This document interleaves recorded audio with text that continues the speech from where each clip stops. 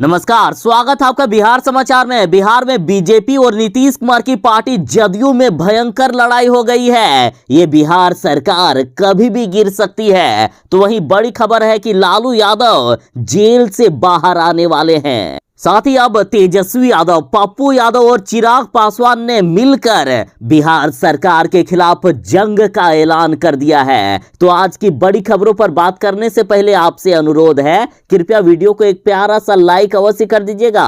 आपका लाइक करना ही हमारी मेहनत का फल होता है।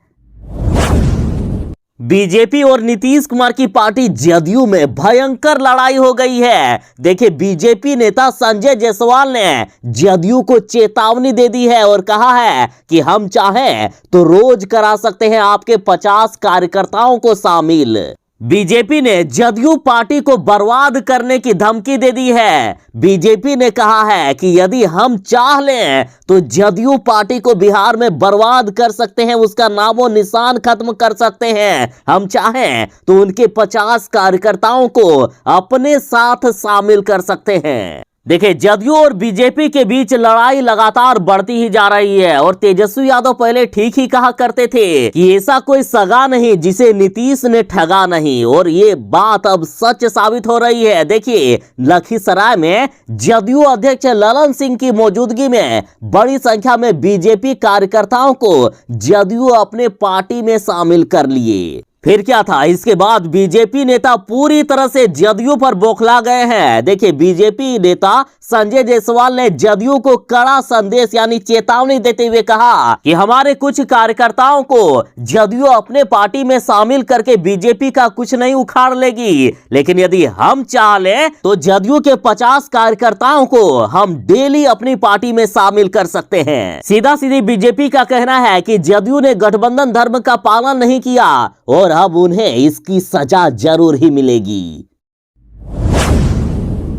बड़ी खबर है कि लालू यादव जेल से बाहर आने वाले हैं। 11 मार्च को लालू यादव को जमानत मिलने वाली है। देखिए, पिछली बार 4 मार्च को गलत याचिका की वजह से लालू यादव को जमानत नहीं मिल पाई थी। लालू यादव के वकील ने तो वादा कर दिया था कि 4 मार्च को ही लालू यादव जेल से बाहर आ जाएंगे, लेकिन ऐसा नहीं हो पाया। बस थोड़े से के लिए चूक गए लालू यादव। लेकिन इस बार कहा जा रहा है कि 11 मार्च को लालू यादव को अवश्य ही जमानत मिल जाएगी। लालू यादव 11 मार्च को जेल से बाहर हो रहे हैं। देखिए, 19 मार्च को होली है और लालू यादव के वकील ने दावा कर दिया है कि होली से पहले लालू यादव को जमानत अवश्य ही मिल जाएगी। और जैसे कि 11 मार्च को लालू यादव की केस की सुनवाई हो रही है, तो पूरी उम्मीद जताई जा रही है कि लालू यादव 11 मार्च को जेल से बाहर आ सकते हैं।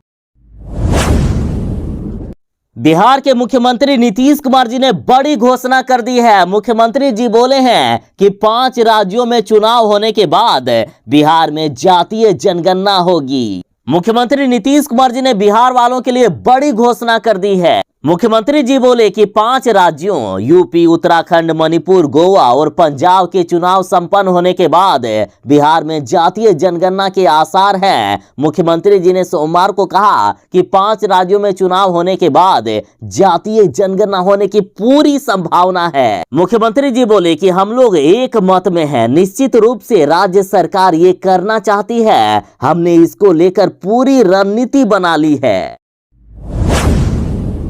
विधानसभा में तेजस्वी यादव ने मांग किए हैं कि पुरानी पेंशन योजना फिर से चालू किया जाए। ये हमारे घोषणा पत्र में भी था। साथ ही पुरानी पेंशन योजना को लेकर तेजस्वी यादव क्या कुछ कह रहे हैं, आप उनसे ही सुनिए। और कर्मचारी और मध्यम वर्ग पेंशन है, परेशान है। हमारी मांग है पूरी विपक्ष की, मजबूती के साथ हम इस सदन में रखना चाहते हैं कि पुरानी पेंशन को लागू होना चाहिए। ये हमारे घोषणा पत्र में भी था। पुरानी पेंशन को लागू करना चाहिए, हमारे घोषणा पत्र में भी था। सामाजिक सुरक्षा पेंशन बढ़ाकर 1000 रुपया करना चाहिए, ये हम लोगों का मांग है महोदय। बिहार में जो लोग सरकारी नौकरी की तलाश कर रहे हैं, उनके लिए बड़ी खुशखबरी है। बिहार में प्रधानाध्यापकों की बड़ी बहाली होने वाली है। देखिए, बिहार में परीक्षा से इस बार सीधे होगी 6421 प्रधानाध्यापकों की भर्ती और इसमें महिला उम्मीदवारों के लिए 2179 पद सुरक्षित रखे गए हैं। 5 मार्च से ही ऑनलाइन आवेदन शुरू कर दिया गया है और आवेदन की अंतिम तारीख 28 मार्च तक रखी गई है। आयु सीमा की बात करें तो देखिए, न्यूनतम 31 साल से लेकर अधिकतम 47 साल के व्यक्ति इसमें अप्लाई कर सकते हैं। और बात करें क्वालिफिकेशन की तो देखिए, किसी भी मान्यता प्राप्त संस्थान से उन्हें स्नातक में कम से कम 50% अंकों के साथ उत्तीर्ण होना पड़ेगा। साथ ही बीएड या बीएससीएड में उन्हें उत्तीर्ण होना आवश्यक है। यानी जो बीएड की डिग्री ले लिए हैं वही लोग उसमें अप्लाई कर सकेंगे। और बिहार लोक सेवा आयोग को परीक्षा कराने की जिम्मेदारी दी गई है, तो आयोग की ऑफिशियल वेबसाइट पर जाकर आप फॉर्म भर सकते हैं। बिहार में होली पर शराब पीने वाले और शराब बेचने वाले जरा ध्यान दीजिएगा। नीतीश सरकार इस बार किसी को भी नहीं छोड़ने वाली है। 9 मार्च को बिहार पुलिस की अहम बैठक होगी जिसमें बड़ा फैसला लिया जाएगा। होली में बिहार में शराबबंदी की धज्जियां उड़ेगी और इसको लेकर बिहार सरकार विशेष रूप से तैयारी कर रही है। ये वही बिहार सरकार है जो शराब खोजने के लिए ड्रोन और हेलीकॉप्टर तक उड़वा दिए। लाखों रुपए खर्च किए जा रहे हैं शराब को ढूंढने के लिए और होली पर यह सरकार का विकराल रूप देखने को मिलेगा। इस बार किसी को भी नहीं छोड़ा जाएगा। साथ ही बिहार सरकार ने यह भी फैसला कर लिया है कि शराब के नशे में जो पकड़े जाएंगे उनको जेल नहीं होगा।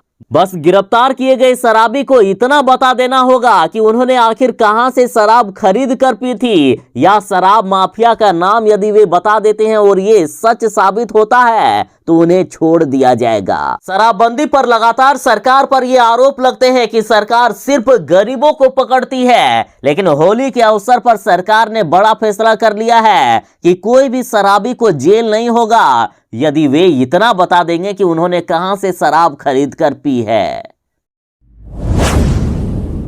तेजस्वी यादव ने बीजेपी का भंडाफोड़ कर दिया है कि किस प्रकार से बीजेपी वाले दलितों और गरीबों पर जुल्म कर रहे हैं। संत रविदास जयंती पर तेजस्वी यादव ने कहा है कि बीजेपी और आरएसएस के एजेंडे पर चल रही है बिहार की सरकार। तेजस्वी यादव ने कहा कि बाबा साहब अम्बेडकर ने दलित समाज को आगे लाने के लिए आरक्षण का प्रावधान किया और वर्तमान सरकार आरक्षण को लेकर कई तरह के अड़ंगे लगा रही है। तेजस्वी बोले कि प्राइवेट नौकरी अभी दी जा रही है जिसमें आरक्षण नहीं है, तो हम अभी भी ऐसे समाज की लड़ाई को लड़ रहे हैं। सरकार से लगातार मांग कर रहे हैं कि प्राइवेट नौकरी में भी आरक्षण दिया जाए, क्योंकि जिस तरह से सभी संस्थाओं का निजीकरण किया जा रहा है, कहीं ना कहीं आने वाले दिनों में आरक्षण नहीं रह जाएगा। यानी आरक्षण को पूरी तरह से खत्म करने की साजिश कर रही है ये बीजेपी और नीतीश की सरकार। लेकिन हम लोगों की मांग है कि प्राइवेट नौकरी में भी आरक्षण हो।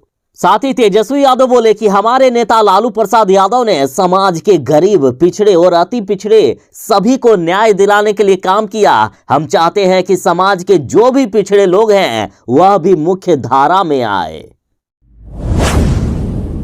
बिहार में गरीबों के घर उजाड़े जा रहे हैं, तो अब पटना के धोबी घाट पहुंचे तेजस्वी यादव और बोले कि लालू गरीबों को बसाते थे और नीतीश सरकार उजाड़ रही है। देखिए, राजधानी पटना के धोबी घाट और मछली मार्केट को सड़क निर्माण के चलते उजाड़ा जा रहा है। झुग्गी झोपड़ियों के उजाड़ने की जानकारी पर तेजस्वी यादव पटना के धोबी घाट का जायजा लेने पहुंचे। इस दौरान तेजस्वी यादव ने कहा कि ये सरकार गरीबों को उजाड़ रही है। तेजस्वी यादव ने कहा कि ये सरकार अमीरों की है और इसे गरीबों की कोई चिंता नहीं है।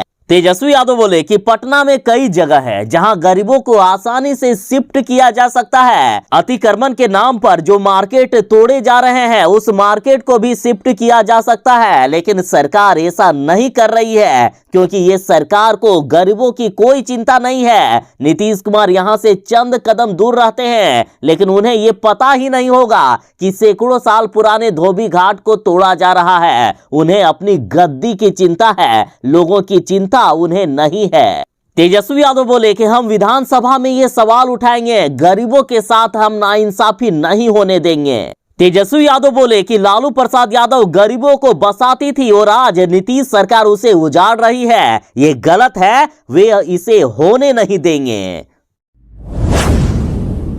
देख लीजिए नीतीश जी, पटना के सरकारी स्कूलों का हाल, ना अपनी जमीन है स्कूल का, ना भवन, जुगाड़ से चल रहा है विद्यालय। और ऐसे एक नहीं बल्कि बिहार में कई विद्यालय हैं जिनकी हालात दयनीय है। देखिए, बिहार में नीतीश सरकार शिक्षा को लेकर हर साल करोड़ों का बजट जारी करती है। शिक्षा के इंफ्रास्ट्रक्चर को दुरुस्त करने के लिए तमाम दावे किए जाते हैं, लेकिन बिहार में दूसरे जगहों की तो बात छोड़ ही दीजिए। राजधानी पटना के रिहायशी इलाके की बात करें तो यहां सरकार के सारे दावे खोखले साबित होते हैं। देखिए, पटना के एजी कॉलोनी में स्कूल के पास ना भवन है ना ही जमीन।